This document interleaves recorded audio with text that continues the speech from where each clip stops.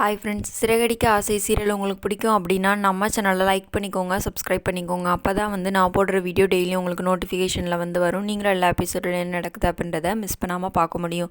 சரி வாங்க ஃப்ரெண்ட்ஸ், இன்னும் வரக்கூடிய நாட்களில் சிறகடிக்க ஆசையில் என்ன நடக்குதுன்னு பார்த்துடலாமா? வாங்க பார்க்கலாம். ஆமாங்க, இன்றைக்கி சிறகடிக்க ஆசையில் என்ன நடக்குதுன்னு சொல்லி பார்த்தீங்க அப்படின்னா, பாட்டி ஊர்லேருந்து வந்துடுறாங்க. எல்லா விஷயமும் கேள்விப்பட்டேன் அப்படின்னு சொல்லிட்டு பேசிட்டு மனோஜுக்கு ஆறுதல் சொல்லிட்டு கிளம்பிடுறாங்க. அப்புறம் என்ன நடக்குதுன்னு சொல்லி பார்த்தீங்க அப்படின்னா, முத்துவும் மீனாவும் வழக்கம் போல் பேச ஆரம்பிச்சிடுறாங்க. நல்லா பேசிகிட்டு இருக்காங்க.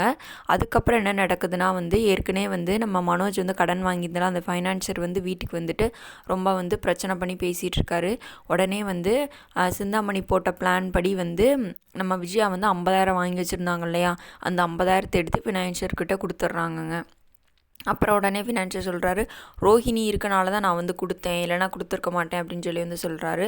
அப்புறம் உடனே விஜய் என்ன பண்ணுறாங்கன்னா, ரோஹிணியோட ஃபோட்டோ, இவங்க கல்யாண ஃபோட்டோ எல்லாத்தையுமே எடுத்து மனோஜை எரிக்க சொல்லிடுறாங்க.